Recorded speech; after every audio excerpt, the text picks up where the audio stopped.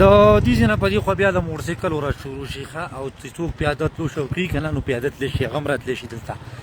دا روډ به تقریبا ډېر ټایم اخلي ځکه چې ځای په ځای سلایډینګ شوی دی او زیات تر واورې راغلي دي او چړی مونږ ورته په پښتو کې چړی وي او چړی راغلي دي، روډونه بند دي. تاسو چې کولی شئ که نه په موټرسایکل هم خپل ګاډی ودره، په موټرسایکل باندې رالو.